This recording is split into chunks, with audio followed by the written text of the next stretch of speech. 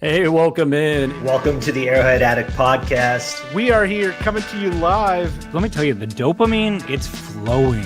I am damn excited. Damn excited. We are so excited to be joining you guys tonight. Oh! Boy, how you doing, man?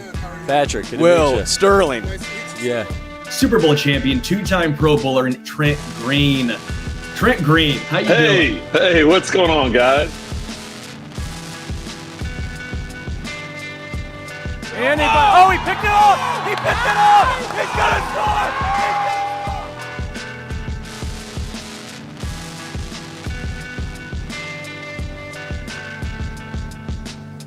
And we'll see you next week. But until then, as always, go Chiefs. Hello, everybody, and welcome to the Kingdom's Queens podcast. We were off such a fun week last week, you know, Jodi? It was so much fun coming off that great win against the Ravens.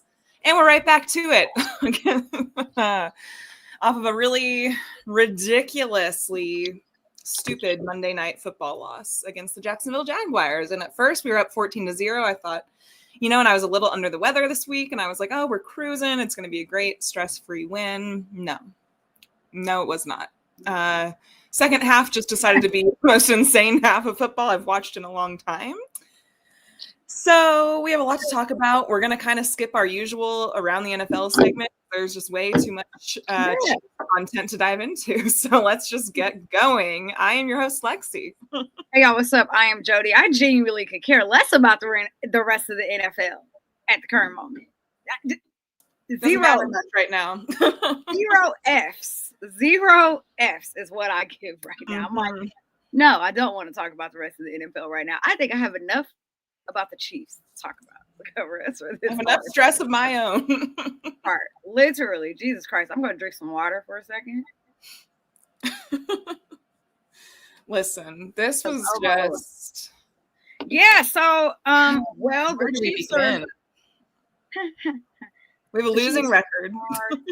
2-3. After the Ravens game, I think we kind of talked about the importance of why we actually need to win this game against the Jags this week. We were like, okay, definitely need to win this game, especially because the Bills lost this week, the Chargers lost this week. So going into Monday Night Football was like, all right, it's really important to win this game. Back on track, fighting for the number one spot in the AFC West. The other two teams in the AFC, well, the Broncos and the Chargers, I guess I'll give them the names that they own. They were both 3-2 in this division, and if the Chiefs would have won, it would have been somewhat like of a three-way tie for 3-2 in the division. So it was very, very, very important to win this game. The Ravens continued to lose. If the Bills, they lost, which nobody was expecting that. So that would have been a really good, just like, all right, Chiefs, yes, like we're still in the mix, which, I mean, it's week 6. We're still in the mix, but it would have been nice to go into the Rashee Rice era, possibly 3-3, and not maybe 2-4. Like, you never know what is going to come from this week. So there's a lot to talk about kind of in general about the game. So we can start on either side of the ball. We're literally going to talk about all three phases. The offense was better, the defense was terrible, the special teams was terrible. So it doesn't matter where we start because there's lots of ways that we can maybe we should start with the worst, which I think is special teams, then go to defense, then to offense. Yeah, I don't care. So the special teams has not been great all season long. No. Which is actually shocking. And to say that, like, you kind of started to see the decline for the special teams really like last season. They just did a lot of things that were very uncharacteristic of who they normally are as a unit. Usually the special team is like nails every single game. But you notice here lately, there are a lot of just like bone-headed mistakes that are happening, whether it's on kickoff return, punt return. It doesn't matter where it's at. You're seeing a lot of that. So I think like the number one thing that we could start with special teams, like I think it's important to talk about Harrison Butker. I think he sucks. So I've been trying to be very positive about Harrison. Let me think. Have I been trying to be positive? I think I gave him week 1 and week 2 of being. I was like, you know what? Maybe he's just trying to figure out. And I think the whole team kind of looked off week 1 and week 2. So we're like, okay, we'll give you the benefit of the doubt. There were other things to be upset about week 1 and week 2, not Harrison Butker. But now it's a glaring. It doesn't mean that we didn't notice how bad you were weeks 1, 2, and 3. So okay. Horrible. I agree. And I think what's really frustrating. So just to speak on special teams a little bit as a whole, as they've been with Dave Tobe and with Harrison Butker, we know like Matt Ariza struggled last season, right, as a punter. And now this season, he's really figured it out. And he's actually been our bright spot on special teams. Like he has been the bright spot. Nails. So shout out to Matt Ariza. No complaints there. Big shout out to Matt Ariza. He's been fantastic on special teams. Absolutely. Special teams was a huge part of like our most recent Super Bowl wins. We had the Kadarius Toney punt return. We've had all kinds of amazing special teams plays. Harrison Butker has made us crazy field goals that we've needed to win. He made the longest field goal in NFL Super Bowl history 2 years ago. And then all of a sudden, it's just been kind of a decline. He dealt with injuries last year. And then this season, Dave Tobe, I don't think we've really seen Butker do too much press, but we should talk about it. Not on the field press, I'm saying. Literally that. But not do any more media. Probably not. No. I was genuinely just referring to football on that. Oh yeah, I'm like he needs to shut the hell up. Shut up and kick. Sorry. Okay, sorry. But okay, so Dave Tobe has been kind of speaking for him, and basically has said these first few weeks, he's like, I've never had a kicker that's struggled more than 4 or 5 weeks, right? And he kind of gave him that benefit of the doubt of like 4 or 5 weeks. Well, we're in week 5. Well, we just ended week 5. And while Harrison, he didn't miss any kicks, he didn't have any field goals, I don't think. He just didn't miss any of his extra points, which great, okay. But then you're in crucial time at the end of the game and your offense goes down and scores, and you know better than to kick the ball out of bounds. Stupid. And then putting the Jaguars offense at the fort, which I also don't love that new punt return rules are done. There's a few things though. So yes, what you're talking about, right? That's a huge one issue. Thing after the next with him each week. He should be able to get the ball into the landing zone. Like, A, you're the highest paid kicker in the NFL. B, you've been doing this for a long ass time. C, you've always acclimated. I apologize. You've always been able to acclimate to whatever the rules are. Right. Special teams, punt returns, kick returns, whatever it is. So there's really like no excuse there why he's not able to get the ball in the landing zone when it's something that you've practiced all off season long. So that, however, I think we need to maybe rewind just a little bit. There was a point of time in the game where the Chiefs did not go for 4th down. And instead of bringing Harrison Butker out for about like a 59 or a 60-yard field goal, which they normally would do, they punted the ball. So that made that right there, before we even got to that part of him not even kicking the ball in the landing zone and getting on the 40, that alone made me kind of go, I wonder why. Because normally they would trust their guy and they would just be like, go out there, Harrison. We know you can kick a long field goal, especially if you kind of look at what the history of his season has been this year. He's been better in long yardage versus short yardage. So, and he's made those kicks, like you said, he's made those kicks in the past. Correct. And something I caught in Dave Tobe's presser a few weeks ago, he will never throw anyone under the bus on his special teams. He loves his special teams guys. Sure. He said, he's like, what did he say? He's like, there are guys in this league. He's like, there's probably 6 or 7 guys right now that can make longer kicks than Butker can. He's like, Butker doesn't want me to say that, but there are. And I was like, absolutely. So, I mean, I think there were 2 just like very crucial. I think that one, not even going to attempt a field goal, which definitely would have made a difference in this game. Right. That. I don't know why you wouldn't even just attempt it. Like he might miss it, and then he might miss it, and they might get a pick 6. I mean, you know what I mean? Like they might run the ball back and score, because that clearly also happened in this game, which we'll talk about in a little bit. Yeah. So I don't know. I'm not sure why the decision was to not put him out there. However, if Andy Reid says, no, we're not putting Harrison Butker out there, then that is concerning. And I think there needs to be a bigger conversation had because he should be able to go out there. And like Dave Tope said, there are several guys right now who can go out there and kick 50, 60, whatever yards right now. So if we don't trust Harrison Butker, somebody who's been doing this forever, to go out there and do that right now, then it's time to have a bigger conversation. And then the whole landing zone situation where you're giving them the ball at the 40, you're putting them at damn near midfield for Trevor Lawrence to be able to literally go down and score a touchdown. So, I mean, there's a lot of things to take away there. I was very angry on Sunday.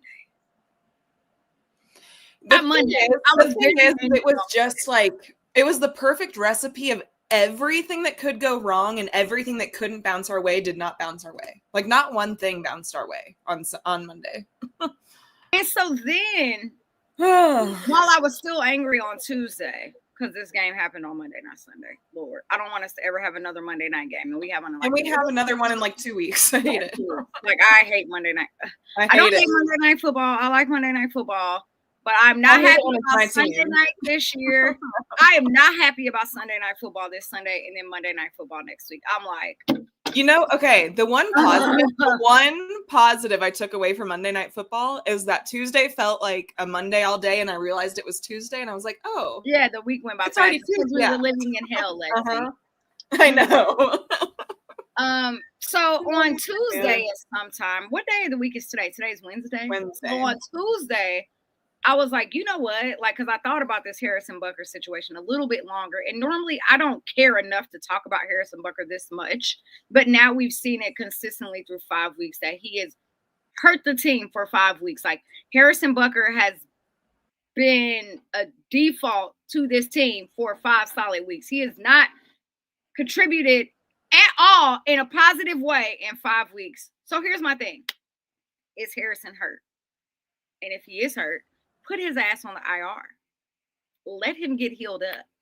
Right. Literally go get a kicker. There are guys out there right now who are available who can come in and literally do the bare minimum.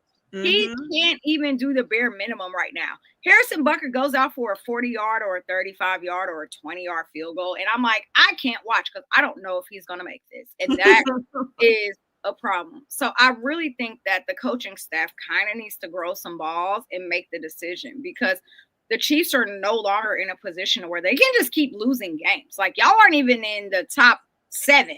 Like y'all aren't even considered a playoff team right now. And they're not even a playoff team at the moment. They're top 10. They're 10th.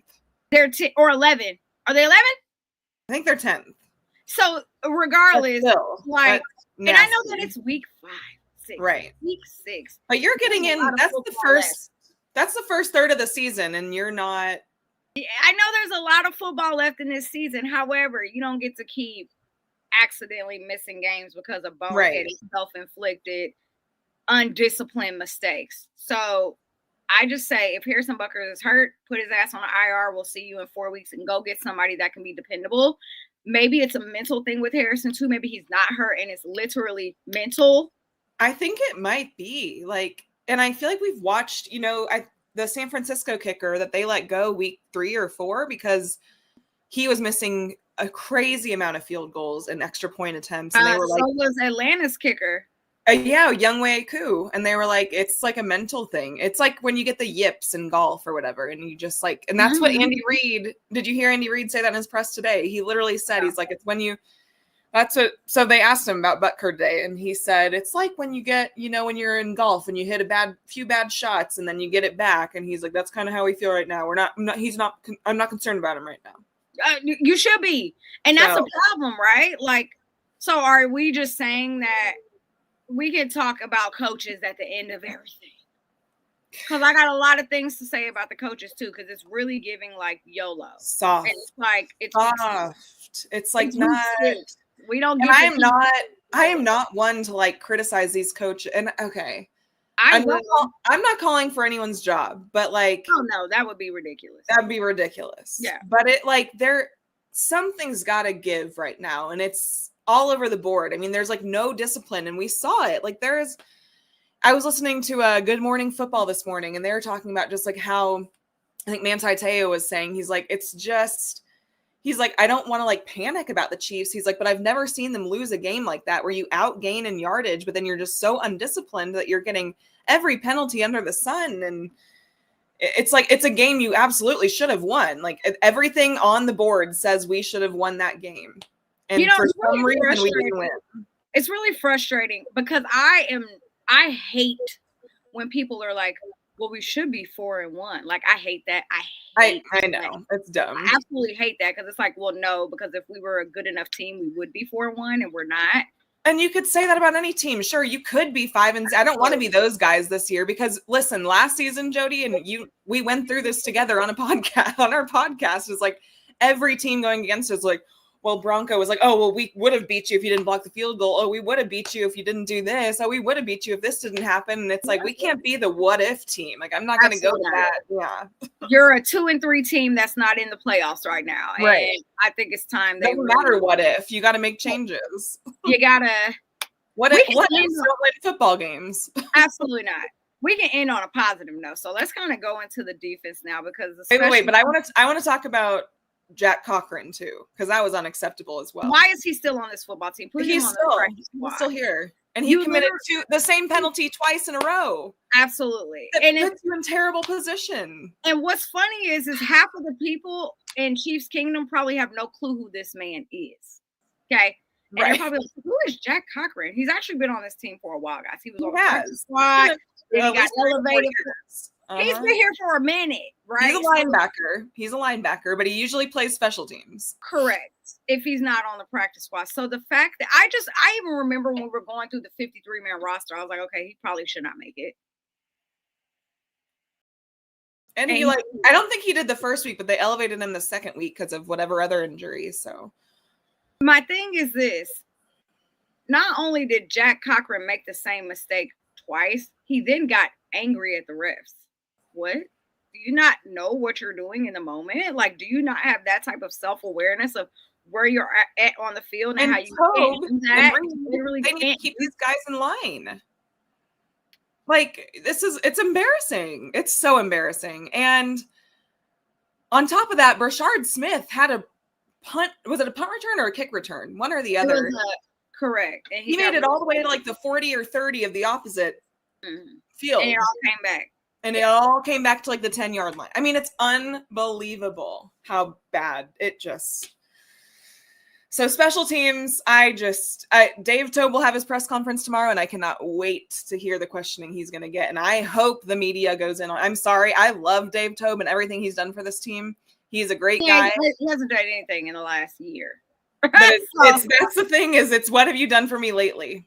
Yeah. And right now he's got to answer some questions. Everybody got to answer unacceptable. Him, Andy, Spags. Now, what the hell? I want to hear from everybody. I haven't listened to any press conferences. Yeah. Well, tomorrow's probably Tobe, Spags, Nagy, and Chris Jones, and that is going to be a hell of a press conference tomorrow. Yeah. I'll be busy, so I'll have to go back and listen. But yeah, I expect everybody to get everybody's ass. So while we're talking about coaches, let's talk about the defense. So wait, about the special teams. Whatever happens in practice this week, I even said, I'm like, what the hell is happening in practice that's not translating to the field? I saw your tweet today saying extend practice. Hell yeah. Nate Taylor tweeted and said that everybody is a full participant in practice. That is good. That should be good news. That should be good news that everyone is participating. It was a perfect, beautiful day in Kansas City. 72, 73, sunny, no cloud in the sky. Let them stay out there all day. Right. That was embarrassing. And everybody needs to. And if you're not outside, be in the meeting rooms. I don't care. Y'all need to do a little bit of both. Y'all need to literally have practice, go watch film, go back out to the field, go back and watch film, maybe get lunch, go watch film again, and then maybe you can go home. Like, it needs to be a full day of what the hell on. Fix it all. What the hell? What the hell? So the defense was well, let me say something positive. Trent McDuffie, pay him. Now, actually, he should have got a check on his off day. Well, Tuesday was probably yesterday. Yesterday, he should have gotten a check. Yesterday. Pay Trey McDuffie now. Brian Cook. Okay, I'm happy with you. You were great, right? There's somebody else. Sorry, I gotta go back and look at my notes. Leah was okay. Leah was all right. He was all right. Nick Bolton. M-I-Z. M-I-Z. So Bolton. it's like he prevented a touchdown really early on with great instincts on the 1 yard line. Who the hell does I saw the tweet about Charles a minute ago. Oh no. So like I was in and out of meetings all day. So I was like half paying attention, but I saw that he had the nerves to post how excited and happy he was. Why do I not? Okay. I was so excited. Tone deaf post. That is the most selfish, tone deaf, zero accountability ass post. That is why you're on a 1-year deal and you will not be back next year. You have absolutely you will not be back next year. You've done nothing. The front four, which you're a part of, Charles and Minihue, please talk to me about where the pressure is at. There's been no pressure from y'all for over a year now. Like, not even just the 2025 season. Last season, y'all were terrible. Y'all could not get sacks. Y'all only had pressure. Like, what the hell is happening? You sitting over here gloating about your one little sack? So, for those that may not have seen, he posted on Instagram today. I don't even know what I don't even want to look at his caption. Something about having a sack on Trevor Lawrence, which, mind you, was a coverage sack, which is, I mean, it's a good play. Okay, sure, good play. But that's about it. It's not that you beat your defender. It's not that you were off the line of script. Like, it's not that you won quickly. It's that you were just in the right place when he couldn't get away from a few other guys and you got the coverage sack. And that was that. And I know what Charles is doing. He wants his payday next year. You're not going to get a payday next year, especially not from us. You're going to get another 1-year deal from another team. I don't know who, but that's what it's going to be. And he's trying to build his own, but that doesn't come off as our vibe. Like, I wanted him back on the team this year, but it's just not giving team culture vibe. Oh, no, I didn't. I didn't want him on the team this year. I did, but I didn't. So his post says, his caption. I'll read it because you can't see the words on it. Back on my feet, I was down bad and I'd have turned up on these blanks to a podcast. Define the word blank as you will. And then he posted, I'm the wrong blank to count out and the wrong blank to switch up on. You're trash. And the fact... Like, what are you talking about? You have one sack. Yeah, this is crazy. I actually think I'm going to talk crazy on this post when we get off on this podcast. You can't comment on it. He has comments limited. Oh, he better. Because what? This is the most He knows what he's doing. He knows what he's doing. Anyway. Charles Minihue, you're trash. Now, I will say this as well. George Karlaftis, we just paid you a lot of money. So what George... I actually said this week 1 and week 2. We paid you a lot of money. A lot. He only has how many sacks this year? 1.5? Let me look. 2. I don't know. Somebody's talking about the defensive penalties. We're not even going to get into that. Like, the whole team as a whole, 13 total penalties with over 100 yards is diabolical as hell. Very undisciplined. Like, I don't know what's going on there. But the whole entire defense, I don't even know, like, where to start. Because most people are like, well, it's not Jalen Watson's fault that he got a touchdown scored on him. And I'm like, okay, cool, yeah. That was a great ball from Trevor Lawrence. You're not wrong. Yes, it was a great ball. But please, let's not act like in the third quarter, he did not literally slip and fall and create a PI, and they gave them an incredible field position to go score again. Jalen Watson, why are you being clumsy? I literally tweeted and was like, so now you're losing. You slipped. And it created a PI on a 3rd and 13. Like, what are we doing? I will give you the Trevor Lawrence throw. That was a great throw. I will give you that. And you got cooked. Okay. Whatever. But the slipping and falling and creating a PI when y'all were about to be off the field and then they literally went and scored on that, that's inexcusable. You need to have more awareness of what you're doing. Like, how are you? And it's just so messy. Like, granted, I do think that field was like a swamp. They all looked like they were covered in like wet, like. Yeah, but that's not an excuse. They've played in Florida several times. Most of them train down in Florida every year. So y'all know what y'all are getting into. Y'all are literally professionals who make millions of dollars. I don't believe that we can make excuses for y'all. So no, that was literally the defense had been swarming at the beginning of the game, and they were literally off the freaking field. It was a third. They should have been off the field. I agree. So George has 3.5 sacks, which is more than I thought. I'll give him that. It's more than I thought. It's week 6. But he's not beating elite right tackles or left tackles. He's beating tight ends. He's beating backups. Those are the guys he's beating to get the sacks that he is getting. He does lead, which crazy to me, the stat that he does is tied in, is he's tied in pressures on the quarterback with Aiden Hutchinson, who we play this next week. So he's tied on that. He's getting pressure, but he's not closing. So I don't know what he needs to do. But it's none of them closing. None of them are, though. So it's that. And listen, I'm just a girl. I've never played football.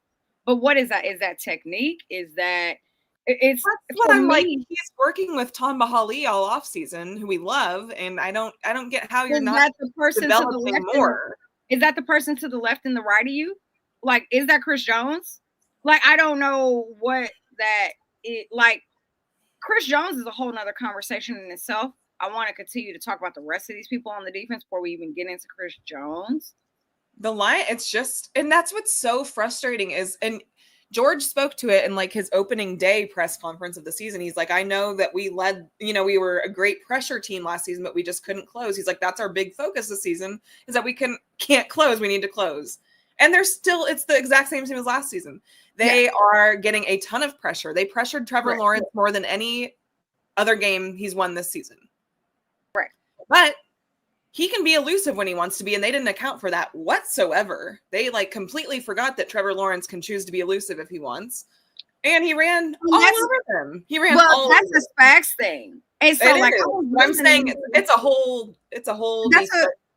there's a whole bunch of things there, because for one, you see that Trevor Lawrence is now running over you. You see that was the adjustment they made in the second half. And Trevor Lawrence was like, hey, there was always a hole to the left side of the line. Always a hole to the left side of the line. And that's the way Trevor Lawrence went every single time. Now, the thing is that's Spags' fault. The fact that Spags is being stubborn and not wanting to add a spy, and I don't understand why. Like, no, he's not Josh Allen.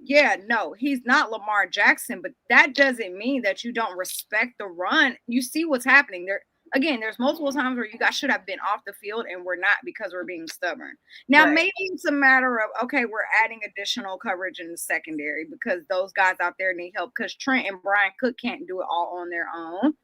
But even still, there are moments, especially when it's like third down or you're in third and long and you're not adding a spy when you literally can and get off the field. So it was very frustrating to see. Maybe I agree with this comment too. We're putting so much on Chris Jones that he's having more of a down year because we didn't put enough help around him, because he's having to play so much snaps. If you look at the rest of the D tackles in the league that are like stars like he is, they're playing 60-70% of snaps. He's playing 80 to 90%, and he can barely catch his breath. While I am angry at how he handled that last snap of the game, where you need to find every bit of energy in you to try to take Trevor Lawrence down.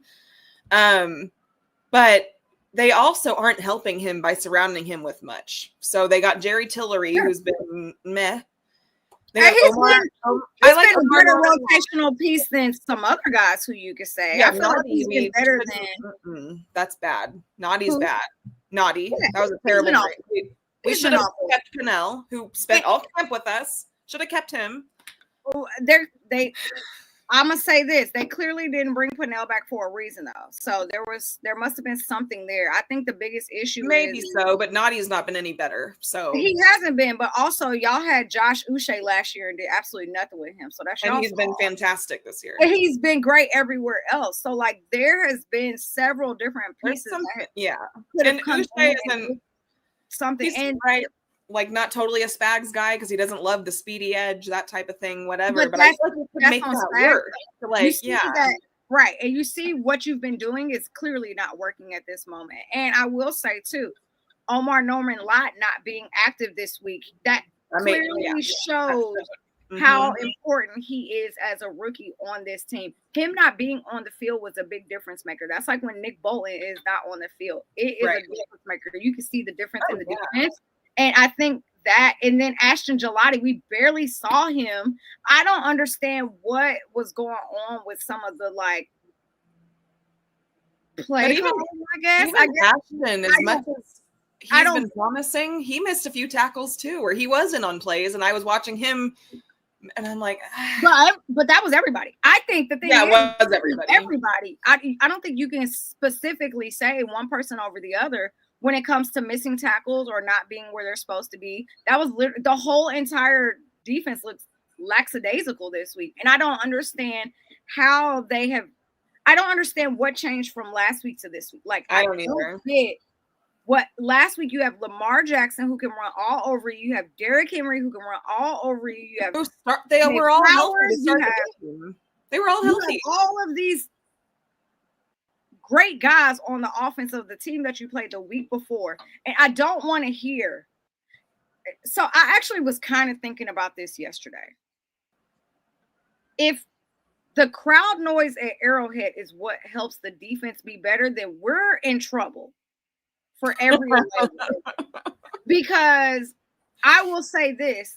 I had the same thought, to be honest with you. I had the same thought. Like, it's great that we're at home this week, but right. The biggest difference between the Ravens game and this game is last week they had crowd noise. They had Arrowhead hyping them up, and Arrowhead was probably the loudest last week that it's been in a very long time.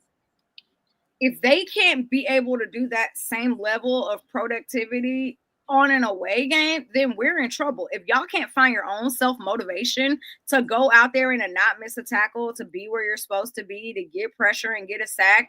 And my thing is, like, I understand the whole Chris Jones thing of he plays the most snaps. He does this. He's also one of the highest paid people. Right. You're the highest paid defensive player on this team. So if you knew that you weren't going to be able to be as productive as you claim you will be every offseason, then you probably shouldn't have got paid the amount of money that you got. You probably should take a pay cut this year. And if you want to be on the sidelines, that's totally fine. We could have gave some of that money to Trent.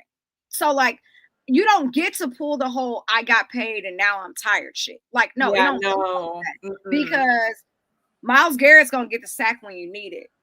And Myles Garrett plays for a losing franchise, a loser franchise, and he still gives every amount of effort you could give. Trey Hendrickson is going to get the sack if you need it. You know what I mean? These dudes who are super elite, when it comes down to a 3rd and long or a 3rd and short or a 4th and short or a 4th and long, and we know we need you to go out here and get this sack, you're going to get it. So I was listening to Kansas City Sports Radio yesterday because I was like, I want to hear everything everybody got to say. I want to hear every radio station. And I didn't listen to much of like national media. I wanted to just specifically hear Kansas City. Yeah. And someone said something yesterday, and I was like, you damn right. And how did we as a Chiefs community miss this? Do you remember last year when we were waiting? Was it last year or the year before? It was last year when we were trying to get Chris Jones that very last sack. So he played week 18 and he didn't get sacked until the 3rd quarter. That was 2 years ago, but yeah. No, right. I was like, I can't remember if it was last year or the year before, but he was waiting. He didn't get the sack until the 3rd quarter. That should have kind of been like maybe like a light on. Why did it take Chris Jones damn near 3 quarters to finally get the sack? That should have been something for us to kind of recognize. Last year, Chris Jones didn't have 10 sacks. He didn't have 10 sacks, and he made a whole lot of money last year and this year. This year, he has how many sacks? 2. I Yes, think listen, George. one. I think one. The thing is, with Chris Jones, too, I will say there's things that bug me about him. I notice him slowing down on plays. I notice him doing that stuff. But I will say he is double teamed on every single play. But at the same time, you're paid to be double teamed on every single play. And this ain't new. You've been double teamed for the last 6-7 years. This ain't. It's not like this is something that just started this season. Like, this is the reason why you set out of contract negotiations. You wanted to make X amount of dollars, blah, blah, blah, blah, blah. He has 1 sack this season, and it's week 5, 6, whatever. So, anyway, kind of back to the rest of the defense, because I don't want to yell about Chris Jones yet. Soon. The linebackers were decent. The front four was bad. The secondary was bad, except Trent McDuffie, Brian Cook. Can we talk about Shamari Connor? Can we talk about Shamari and Noel Williams not getting snaps this week? Because what the hell was that? 4 snaps. Williams only had 4. 4. Is Shamari? So when he was the highest rated corner in the league last week. Correct. And then you play him 4 snaps this week. 4 against the Ravens, a team that everybody thought before this season was going to win the AFC, right? So here's my thing. I'm like, well, I know he's not hurt, so why is he not out there? And I also understand that Spags loves to make guys play out of the position that they are supposed to play in. But how long are you going to be stubborn? How long are you just going to continue to let this guy get out there and get whooped every single time? Every time. Shamari Connor has played more snaps on this defense than anyone else on the defense. Even like 1%, like 0.5% more than Trent McDuffie. That is unacceptable. He is not good. He is not good enough to play 100% of your defensive snaps. Absolutely. What does Shamari Connor have on Spags, and what did Noel Williams say about Spags' wife that he is not playing him? Because Shamari got targeted. It is so funny because in the 4th quarter, I was like, oh shit, the Jacks figured it out. They figured out the weakest link. Mm-hmm. They figured it out. And they started targeting Shamari and they started targeting Jalen. And I was like, damn it. Because the thing with Shamari is, even if he makes a good play, it's a penalty. He turns it into a penalty. He was targeted 3 times for 62 yards. They caught everything. They caught everything on him, and if they didn't, it turned into a penalty. The crazy part about it is it was actually very similar for. How do you watch that and say, yeah, let's keep this going. Let's keep putting him out there. You know, that was a mess. It was actually very similar for Jalen Watson, too. He was targeted 4 times. Yeah, it was bad. So Jalen Watson has been really good, so I'm really not sure what happened to him. Jalen Watson has been okay. He has not been really good. I think people are one of the higher rated guys. But he's not who he was before that injury. Before his injury, he was very good. He has not been that guy since then. And I don't know if it's a matter of the help around him, because Brian Cook has really stepped up and been really, really good. Trent McDuffie has been him all season long. So, and I will say this too. There were times in this game where I don't understand why Trent McDuffie wasn't on like some of your elite. I don't understand why they have Jalen Watson covering or they have Shamari covering and Jalen Watson. And then Trent McDuffie is just kind of running around covering literally everywhere else. Well, I will say too, he was covering a lot of the field. Yeah. On Monday. So it's really unfortunate for him. And I don't want to ask this question yet because I keep hearing the question be brought up. And I'm like, no, I refuse to like say this or think this. But, you know, are we really missing Justin Reed? Are they really missing Justin Reed in that secondary? And I am like, no. But then I'm also kind of like, well, maybe. I don't know. But I also think that kind of goes back to the whole Spags being very stubborn and you're not playing the Noel Williams. Jaden Hicks isn't out there as much as he was in previous weeks. Jaden Hicks should be out there more. You know who else I want to see more is Christian Roland Wallace. He has great ball skills. Great ball skills. He was great the week before. He's out there for a few snaps and gets an interception off Lamar Jackson, who has the best passer rating in the league. You know? Like, It's just, I don't know how you have that scheme last week and then you just go off the rails. And even McDuffie was saying last week during his press conference, he's like, I'm so excited I can finally like play where I am because that's why we did so well. And then we just go right back to the crap. And it's like, I don't get it. Yeah, that's a mess. So, okay, let's talk about Chris Jones for a minute. Everybody has been eating that boy up. Yeah, it's rough. It's a tough week for him in national media, local media. It's bad. Bad. I support it. He deleted his social medias. I support all of it. I support every bit of it. Because do you know how much money you're making this year, Chris Jones? And now I will say this, and this is not me like giving him grace, because I'm not giving Chris Jones grace at all.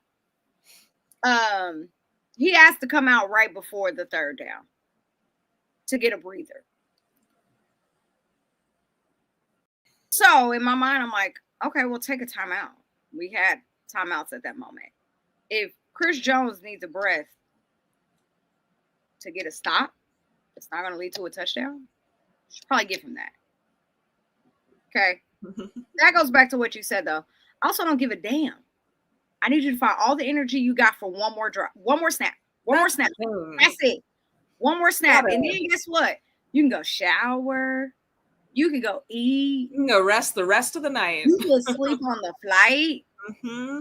So it's really no excuse. I'm looking up his cap hit for this year. Okay, so the thing he's like the one, maybe, I'm not going to say that. Never mind. Imagine.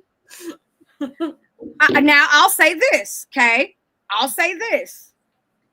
Remember week 2, when Travis Kelce was mad as hell, Andy took him out the game. And he wanted to give him a rest. And Travis was like, I need to be in the game on third down. Yeah. On third down, I should not be on the sidelines, right? So he was pissed. So now if I'm comparing Travis's situation to Chris Jones's situation, then you really ain't got no excuse. Travis Kelce's way older than you. And he's always double teamed when he's on the field too. Now, granted, he ain't playing 80% of the snaps. Granted. But he's playing a lot of the snaps, and he knows to be out there for his team when we need him. And he's played football in the league longer than you've had. So he knows that now, I will say this, he's had boneheaded mistakes, yeah. He's not count the ball when he's needed to catch the ball. Yeah, get that.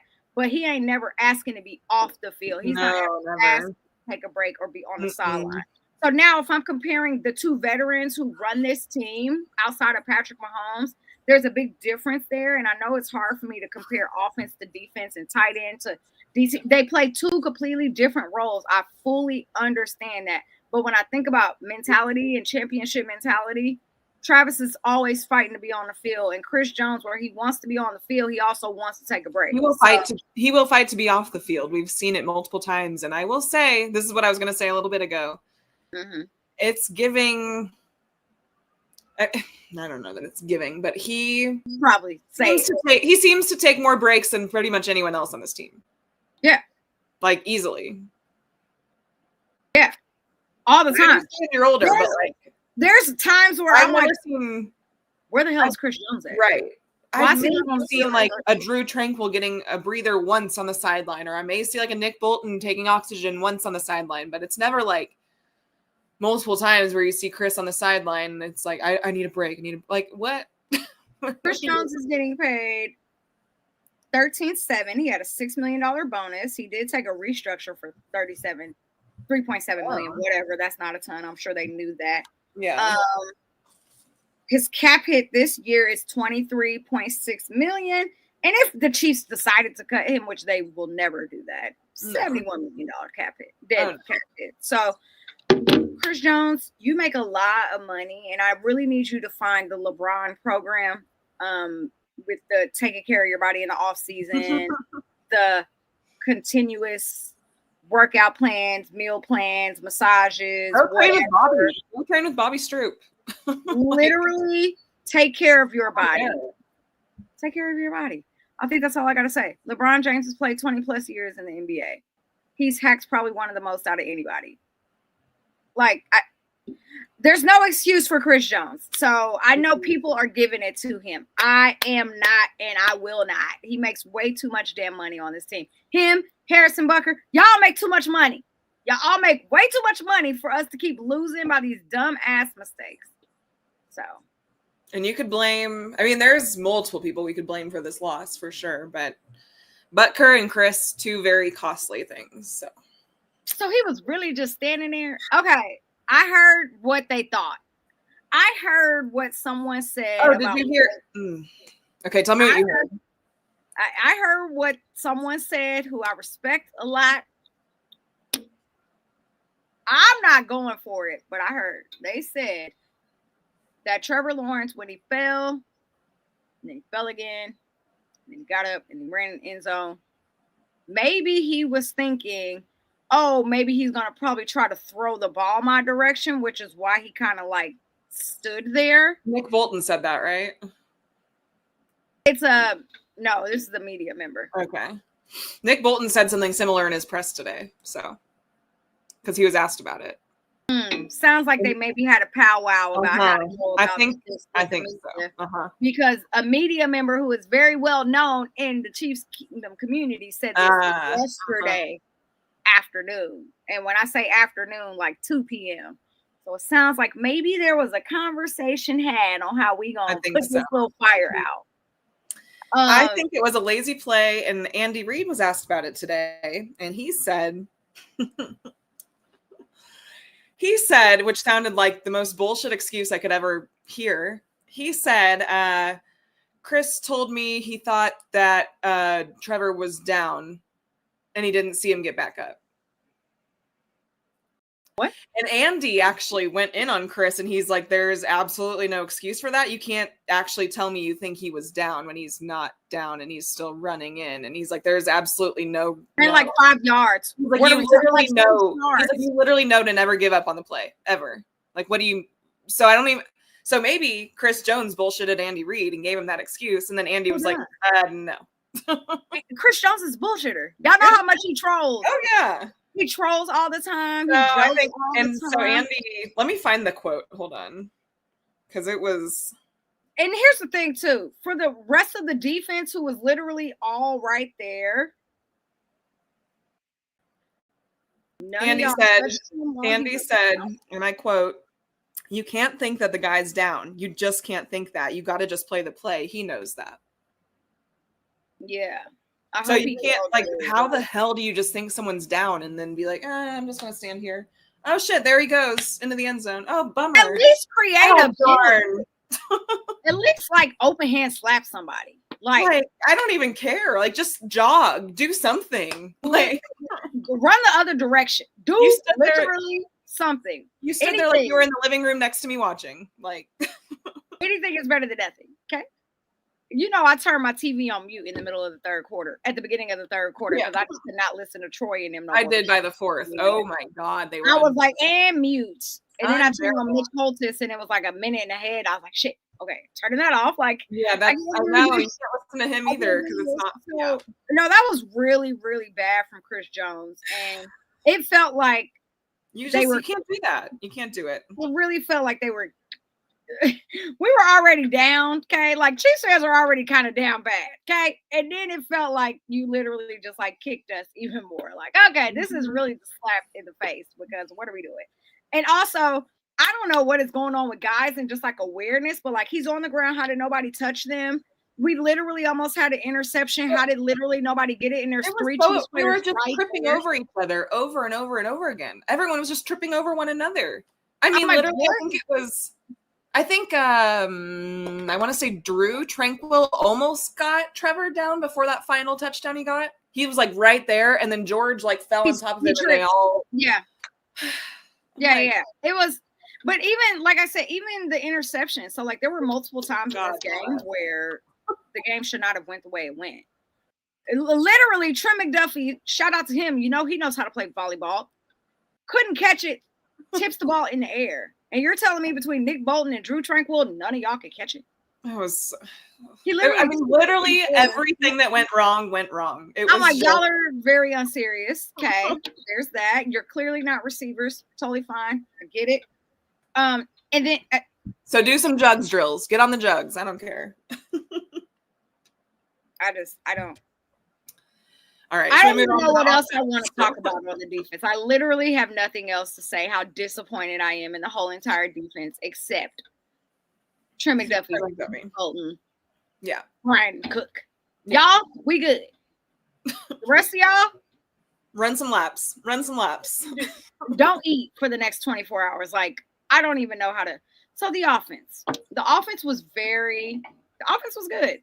Now, yes, Patrick Mahomes threw an interception at the goal line, which, I laughed. Somebody, one of my really good friends, he used to work for AP. He tweeted and said, "Now, Patrick, that is something Derek Carr would do, and I would laugh at him for doing that. Don't disappoint me, Patrick." I know. Absolutely. It was good sneaky coverage. I will give that to Devin Lloyd. He's been a ball hawk. It was good sneaky coverage. It was a bad tackle attempt. It was a crazy pick six. Taekwon and Juju made every bit of effort. Kareem made effort. They all tried to get it back, but it just whole bunch of old men coming back. I laughed. I was like, look at these old men, Kareem Hunt, Juju, Travis, all trying to run and tackle this guy. That's not happening, y'all. And then I'm like, Patrick, you stop because you cannot get hurt. So you stop. I know. I'm like, at this point, I just Patrick talked a lot about that pick six. And I can be mad at Patrick for throwing a pick at the goal line, but I think I can be even more mad at Andy Reid for bad play calling. So Patrick, I don't know why I keep calling them each other today. Patrick explains how they're the same person. He explained how, he's watched so much film on this team for years and about how he's never seen like that type of coverage. And they did exactly what he wanted. The goal was to get them to come up so then Juju would be open, and that happened. And then the coverage was just. And he snuck through, and it just. And so he was like, the thing is they did exactly what I wanted them to do. They did exactly what I wanted them to do. He was like, so that's my fault because, of course, Patrick, accountability for everything. It's Patrick probably took accountability for Chris Jones standing there. So, Patrick takes accountability for everything. He's like, yeah, he does. I know I messed up. That's on me. I got to be better. Da-da-da. Cool. Patrick will never throw a teammate under the bus. Never, ever. No, he won't. And I will say. But that wasn't on any. That was on him. That interception was on him. And he made up for it. It was a great play. I have to give it to Devin Lloyd. It was a great play. And he made up for it. So, I can't be mad at Patrick when he then went and got the ball. We still scored 4 touchdowns. Down the field and scored a touchdown. Yeah. You know what I mean? So, I can't be mad at Pat. I can't be mad at Pat. It's unfortunate, but it's our not offense really wasn't the. Yeah. Well, and he didn't fold. So, he literally was like, my bad. Give me the ball back. Let's go back down there and score again. Literally scored, yeah. Offense was good. I will say, very annoyed. Well, during the game, I was not mad at Hollywood Brown for getting that 15-yard penalty. Please don't punch people. I guess we talked about that week 1. Don't punch people, okay? Punching people is wrong, okay? During the game, I'm just like, he deserved it, which completely goes out the window for everything I said week 1. So that was really a boneheaded PI that we did not need. So let's not slap people, unsportsmanlike conduct. I'm sorry. Let's not slap people and get 15-yard penalties when we're trying to score. So that was really frustrating. Xavier Worthy scared the hell out of everybody going down and grabbing his ankle. I was like, Lord Jesus, no, this cannot be happening again. And then he got up and acted like nothing happened at all. I really hate that we went away from Travis Kelce in the whole second half of the game. Don't know what the hell that was about. Almost finally found him again towards the end, but yeah, the whole third quarter, it was we went away from him. Yeah, that. Noah Gray was non-existent. Don't know what happened to him at all. It's so funny because I was like, does Noah Gray play football? Right. And then I saw him make a block, and I was like, oh, he does. Okay, that's great. Yeah, I was like, oh, there he is. Okay. Yeah, he made a block. That's great.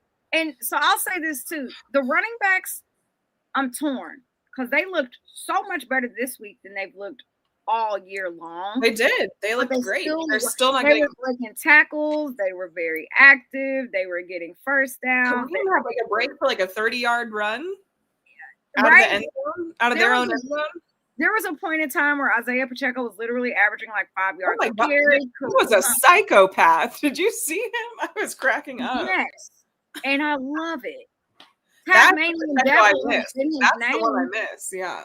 Tasmanian Devil has been his name since he got here. So I will say, like, I was very happy with the run game. I feel like there's still opportunity there. It was really nice to see Rashard Smith out there too, and them starting to kind of get him acclimated into the game. So that was great. I just hope that we can see consistency with them. Isaiah Pacheco probably broke more tackles this week than he has in the last year and a half. He was finding his vision too. He was seeing his holes of where to run, and that was so refreshing to see. I don't know what happened the first few weeks, but it looked a lot better. Whatever happened in practice last week, that needs to happen this week. There was literally something for the running back, yes. For everyone else, no. Yeah, literally. But there was something there that happened, and it kind of just like clicked. So I think for me, it's just gonna really want to see like what that consistency looks like, which is gonna be very tough against a Lions team that we're going against. But it was really great and refreshing to see just a little bit more fire under the running back room. Agreed. Where's Jared Wiley? He's inactive every week. Why? Where's Robert Tonyan? I'm guessing Robert Tonyan's been in the game here and there, but not a lot of snaps. Yeah, not a lot of snaps. That's it. He's been blocking. I don't know. I don't get their usage of tight ends this season. I don't know. But our offense is rolling with wide receivers, so I'll give them that. But like, true, but also like you have other weapons that you can use. So like use all your guys. I don't know why you don't create a few plays for Robert Tonyan or there has to be some packages there for them. Maybe they're saving them. I don't think so. I don't think they are. Someone wrote earlier, I was told we were saving our playbook for the playoffs last season. Yeah, we might have said that last season, but this season, no. No. No. I don't think so. I don't think that's it at all. I don't think that's even close. That is not it at all. Not even close. I want to. Okay. Okay, I want to shout out Kingsley Suamataia. I was gonna say the offensive line was fucking fire this week. They were. My Lord, that's where I was actually about to go. Josh Simmons flu game legacy. He had the bubble.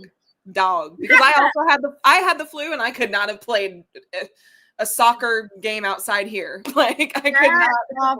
Offensive line was nails. There was literally a point of time where I was counting how many seconds Pack had in the pocket, and I think I got up to like 5. Like they so good. I have nothing negative to say about the offensive line. And if that is just what we're getting from them now, Jawan Taylor had a penalty called on him that wasn't even his fault. That was crazy. I was like, y'all just hate him, okay? Because it wasn't even his fault. It was Tyquan's fault. And I was like, we're not doing this today, okay? At this point, he's probably just like, whatever, add it to the tab. Absolutely. Literally at this point. He was good all game. He was awesome, actually. We're going to give him his credit. We're not going to do that to him. So, I mean, I don't think there's a lot of negatives at all about the offense. Even that one play where Patrick, like, he was about to go down, and then he just finagled his way to the left side of the pocket, and then Trey made his way over, and he's like, I'm just like, wow, okay. Good hustle. Good hustle. Two things that had me like, he did a whole 520. If you didn't see that. Yeah. I was like, this man just did a turn and a half. Yeah. And he passed the ball to Isaiah Pacheco. I was like, okay, so I'm dizzy. But no, I jinxed us, y'all. Pat did what Lexi just said about the whole, like, almost falling, but literally not falling. And then getting a first down. And I immediately stood up in my house and started yelling, MVP, MVP, right? Like, and at that moment, I did too. I jinxed the game. At that moment, I jinxed the game. We got to be better. So sorry, y'all. It was my fault. So he was having a damn good game. I was like, okay, Daddy Pat, So I mean, I don't really have anything negative for the offense. It's really nice to see Hollywood Brown being. He made some great plays. Typhon showing out again. The last 2 weeks in a row, Hollywood Brown has been who we thought he was going to be in this offense, and that is so great to see. Tyquan Thornton, I will say, I was very mad at the very last drive of the game because that's what we tried to do in the Bills' 13-second game. Do you remember that? Mm-hmm. So it we went right to Kelsey. Then we were trying to go right to Hollywood. And I was just like, how much time was left? There was like 20 seconds. 20 seconds. Yeah, there was no time. So had to. 15, yeah. But even why don't you throw and try to get the check down to the sideline? Get out of bounds, stop the clock. And we had 3 timeouts to work with, but then I hated that whole entire sequence. I was just like, is Andy in a panic? The way the game was going, I was like, they're playing too sloppy for this to work out right. It's just not going to work. Going from 14-0 to 21-14, I was like, what in the hell is happening? So I just don't understand literally what happened. I will say that was the one thing besides Patrick Mahomes throwing a pick literally at the goal line. I was like, I hate this last sequence. I don't know if it was Andy Reid in a panic. I don't know if it was Patrick in a panic. I don't know if they couldn't really create. I don't know. Maybe if they didn't have a great game plan on how they wanted to execute these last 20 seconds with timeouts, but that was just bad. Just sloppy. It was bad. In the offensive line, it wasn't them. So I will say there were still a lot of positive things to take away from the offense. I do think there are opportunity. I do want us to kind of talk about the coaching staff before we get into this matchup with the Lions this week. What the hell, y'all? Andy, Spags, Toad. What? I can actually say Nagy was not the problem this week. Nagy was not the problem. He actually called some plays and they were successful and it was great. Everyone else, the main 3, Spags, Toad, Andy, it was not good. Not good. Where's the discipline? Where? Very bad. Where's the accountability? Very, very bad. And I literally get a lot of this brunt because you have this coaching staff under you who you were also supposed to discipline in a sense. Mm-hmm. And you're just like, I trust my guys. They can do it. I'm not worried. It's fine. We'll get it figured out. We got to cut the shit. And now I'm going to say that I'm sure that they're having the conversations in private. I am sure. Yeah. It's happening. But going into the Lions this week at Arrowhead, that is going to be. They watched what we just put on display. They watched that. And they are like, okay, this is They're great. Thank you. And we seen what the Lions did to the Ravens. Let's not forget that. The Lions will embarrass you. If they can embarrass you, they will. And do not forget, we lost to the Lions on Banner Night at Arrowhead last week. So, who did they play last week? I'm forgetting. I don't know, but we lost to them on Banner Night at Arrowhead. So, I know. I was there with you, girl. I was right next to you. Let's not think that the Lions cannot walk up in the Arrowhead and dominate because they absolutely can. The Lions offense, Amon-Ra. Oh, they played the Bengals, so. Yeah. Bye week. Amon-Ra. I was like, did they have a bye? Oh, no. Sorry. Trolling. They got Laporta. They got David Montgomery. They got freaking other Gibbs. Like Jameson they got Williams. 4. They got Jameson a 4. Williams is really good. Yeah, they got a 5-pack of dudes who were like, what you want us to do? Dan Campbell? We can be whoever you need us to be. The only thing working in our favor this week is that I think Jared Goff might be the first quarterback we're playing this season that isn't mobile. Yeah. He's not going to run all over you. In his back. So if you can contain him in the pocket, then you have a chance because he can't take off like Trevor Lawrence or Lamar or Justin Herbert or any of those guys. Trevor or Lawrence Jalen Hurts in that conversation. Listen, how did he? Trevor is the most inconsistent quarterback ever, but when he wants to turn it on, he can clearly do it. So I think Kadarius Toney legacy game. Opening banner night. Oh my God. Yeah. That was the start of that.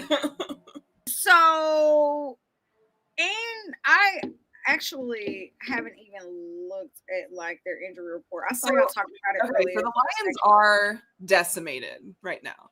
Their defense. Yes. On defense. Not on offense. But I mean, technically, their defense was kind of in the same position last Amon-Ra didn't practice today, so that's something to watch. But he'll probably play. He'll definitely probably play, and it was probably like a wrist.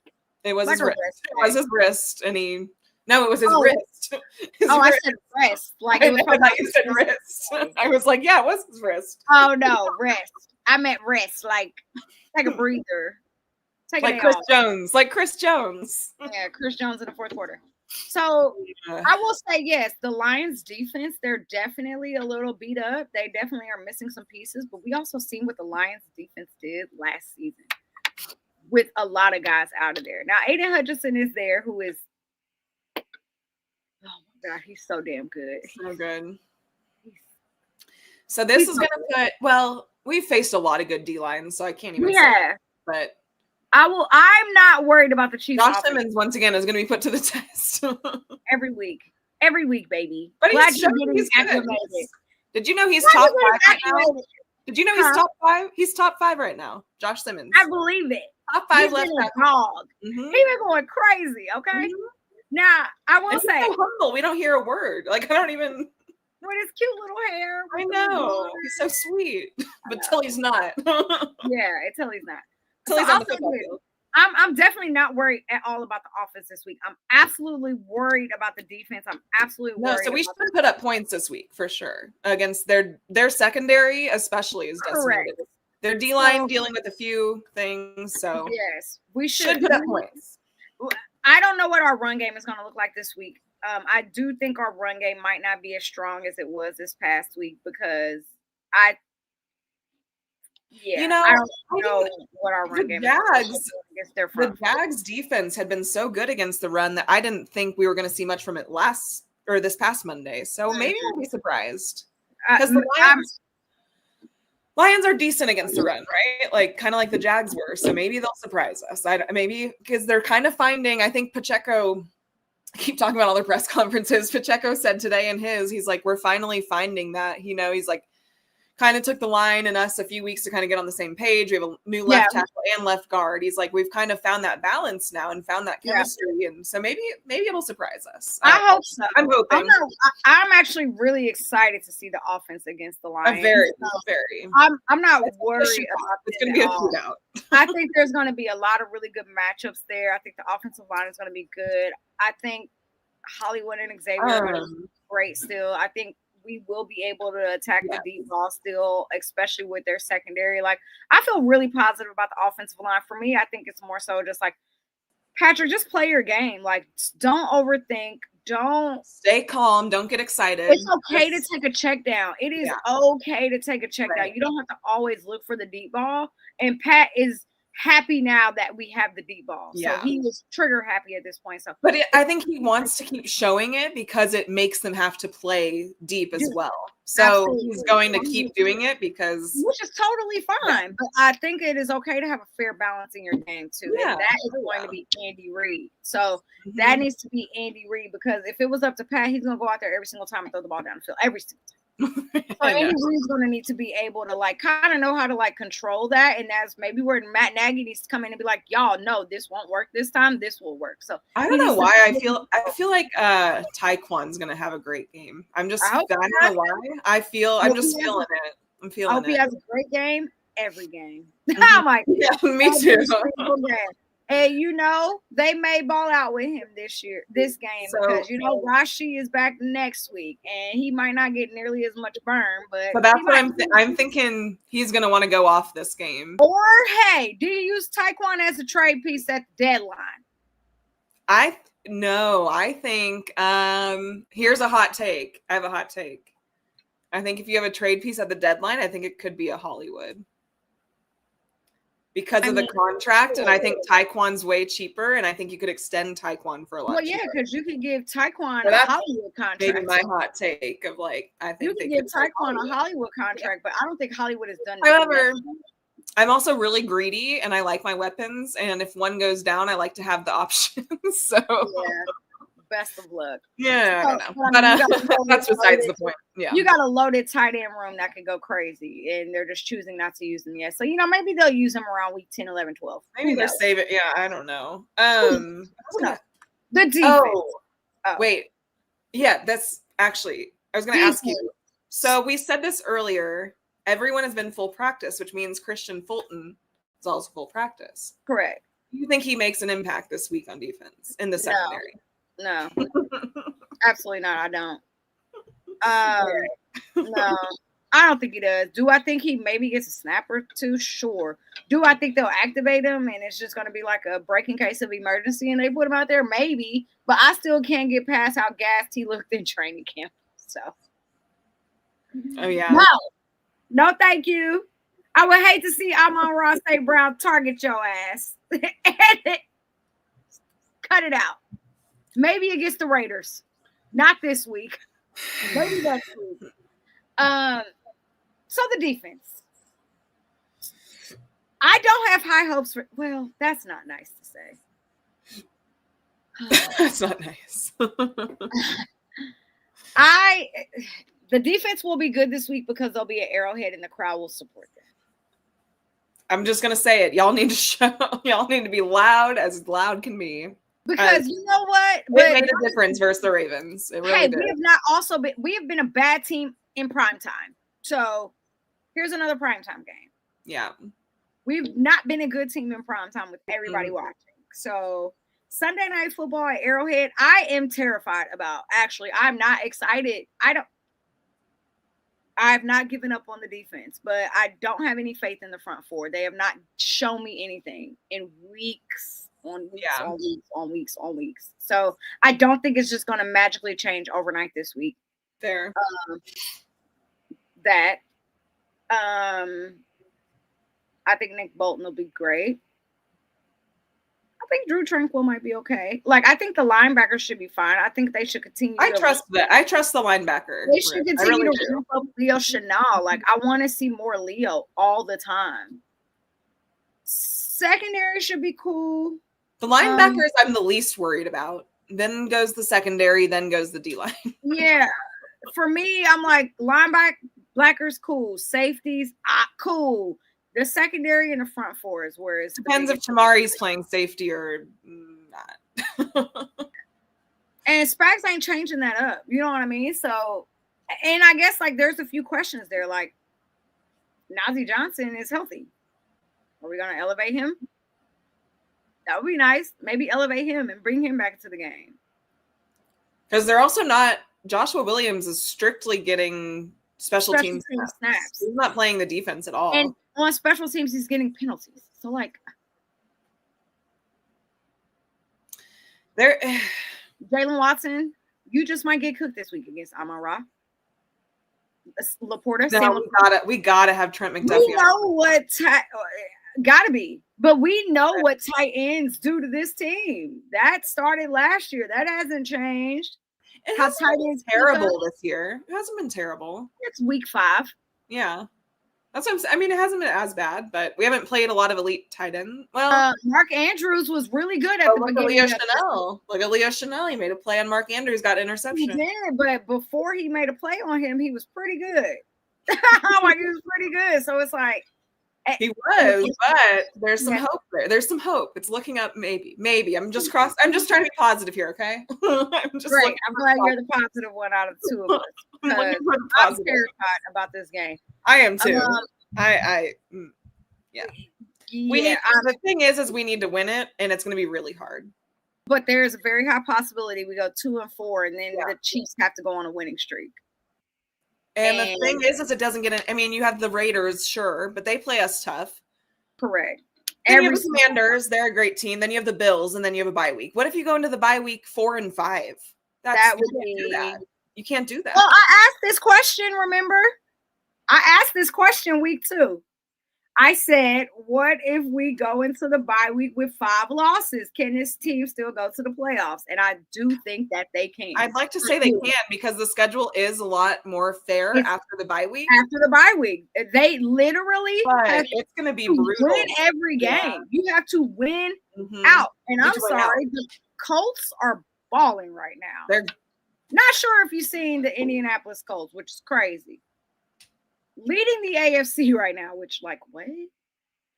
So and we'll still have the Broncos twice, the Chargers again. We have the Cowboys, who I don't know, but we're playing them on Thanksgiving, so you never know. I mean, Lamb should be back. It's easier in Dallas. It's easier, but it's not. Dak Prescott's been balling. I don't even want to talk about Thanksgiving yet. There's a chance CeeDee Lamb is back this week already. So absolutely, he should be. He just had a little. Anyway, I have him in fantasy, so fingers crossed. But anyway, that's besides the point. Let's kind of get into score predictions for the Lions game. Again, let's get into score predictions for this game and wrap it up. Who wins this game, the Chiefs or the Lions? I don't know, man. I want to just say the Chiefs because we need to. It's not an option to lose. I think you and I both going into this a few weeks ago would have said the Lions because maybe it could have been an option. It's not an option. We can't lose. So, I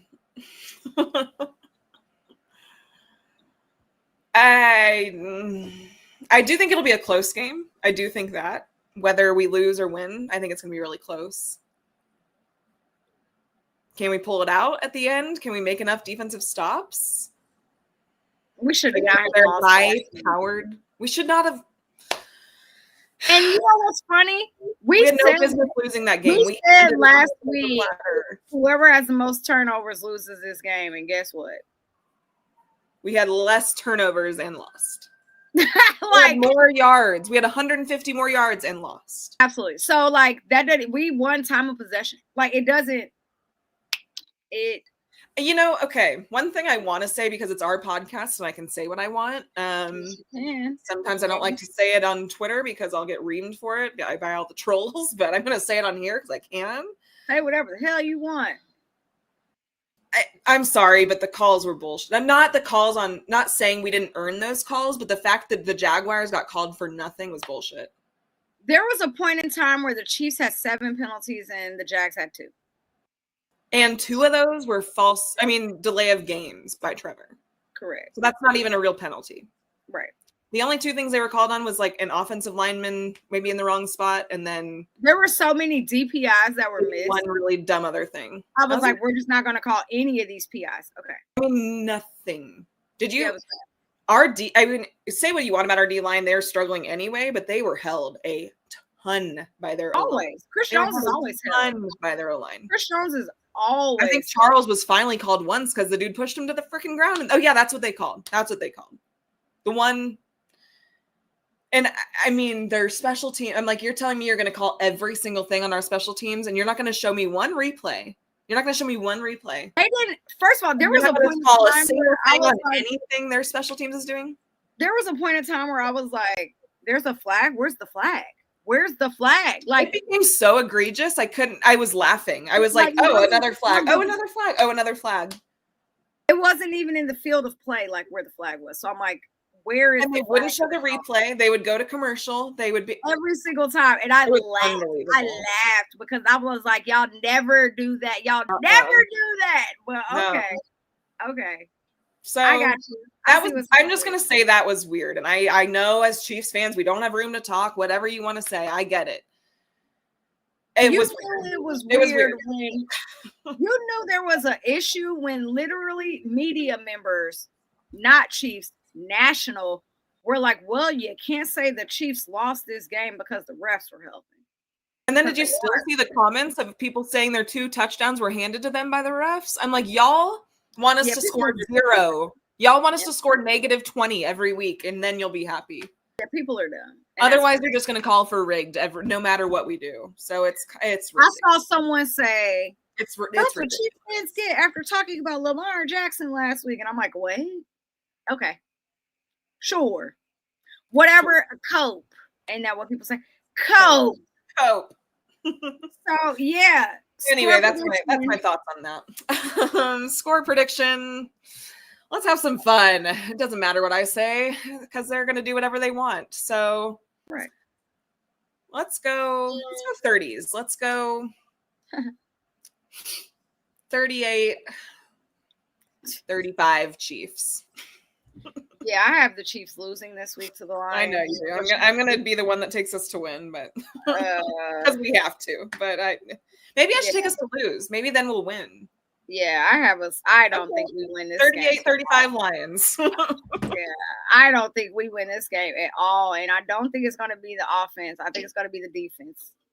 And special teams mistakes if they can't clean those up. It's going to be Harrison Butker missing a field goal. It's going to be Harrison Butker kicking the ball out the field of play, and the ball is going to be on the 40. It's going to be a block in the back on Jack Cochran on the great punt return. Brashard Smith is going to score. Brashard Smith is going to score in a punt return, and someone's going to call it back. It's going to be something dumb as hell. So I don't think, and it's a short week. You're coming off of a horrible game on a short week, and you're at home. The Chiefs need to win this game. They will not win this game. I think out of the next 3 home games, I think they do win 2 of them. I don't think they win all 3. So I have them losing by like 3 or something stupid. Yeah, I'm gonna say 30. I'm gonna try the reverse. Lions 38-35. Because the Lions are rolling. The Lions are rolling right now. Dan Campbell is very aggressive, and I don't know if our coaching staff and is going to be able to keep up with that aggressiveness. I've seen Dan Campbell come into Arrowhead and win. I don't know if Andy can literally be that guy that he used to be right now. This ain't. He's got to lock in. They 2023. I don't know. This ain't 2022, 2023. Andy. No. The last 2 seasons have been kind of like, why are you playing scared? So he won't beat anyone up. He won't beat anyone up. That's the problem. What did Andy Reid say today? He said something crazy as hell, and it made me so angry. Now I gotta go find it. I was like, "What?" I don't know. He said, "I do." He said, "We gotta score more points." Oh yeah, it's like Mike McDaniel. To win the game, you have to win the game. Oh, We gotta score more points. Mm-hmm. I won't even go listen to the press conference today because it's gonna make me angry. I'm really looking forward to tomorrow's because I know it's gonna piss me off because we're not gonna get the answers we want. And so this team is just incredibly unserious, and I do think that the Chiefs are gonna be in the playoffs, guys. I absolutely do. But you know what? It's a we rough might be the 7th seed going to Buffalo. Who knows? We might be the 7th seed going to freaking Indianapolis. Who knows? But them boys got to get until they can even get in the playoff picture. I cannot take them serious. I know. And right now it's very unserious. And we're always going to support them. We always love them, but right now we're upset. They're going to go to the playoffs. They're going to go. Okay, they're going to get to the playoffs. It's week 6. But as of today, I have them losing on Sunday. Yeah, and that's unfortunate. You know, they could win, but it's gonna be a big challenge. It's gonna be disgusting because I'm definitely taking an Amon-Ra touchdown. I'm taking a Jahmyr Gibbs touchdown. Every week, I take like 3 out of the 4 of them, and they cash. I know. Every time. Every week, like that's why to win we will have to score points because they will score points. They will score points. So they need to get the interceptions that are being given to them. Blitz the hell out of Jared Goff as much as you can. That's all I can say because he's not mobile and he won't be able to escape like the others we've played have because everyone else that we've played has been able to escape. Even Russell Wilson has scramble abilities. Jared Goff, not really. So hell, Aaron Rodgers was running the other day, and I was like, look at Papa Aaron. Look at Papa. Oh. But here's the thing. Is because I'm saying this, Jared Goff will have like a 20-yard run on us. And I'm going to be angry. You're going to be on the phone with me like, what? I'm literally going to text you from Arrow. I'm not even going to go to all three of these games. I'm going to sell my ticket to one of them. I just don't know which way yet. So see how this one goes. Sunday night football though. I'm going to go to, I don't know if I'm going to Monday night. Now that we got to pray hard about, but I'll probably be at Sunday night. Anyway, let's get out of here. Shout out to y'all for hanging out with us today. It was fun. Not really, but oh, guys, woo! What a week! But it was real. It was fun. It was real fun. We are past last week. We are on to this week. Hopefully, next week we have something positive to talk about. We just go pray that we got some positive. We lose this week. We get Rashi back next week. That's all I got. Hallelujah. EGE. Ain't that what he tweeted today? Everybody got to eat. Everybody gonna eat. So shout out to y'all for hanging out with us. We will definitely see y'all next week on Arrowhead Addict. If you have not already, make sure you're following them on all social platforms: Twitter, Facebook, Instagram, YouTube, Apple, Spotify. All the things that you can do and listen to, make sure you're following and listening to them on there. Tomorrow, make sure you tap into the OG hour. And other than that, say the line, Lexi. Your queens have spoken. We'll see y'all next week. Bye.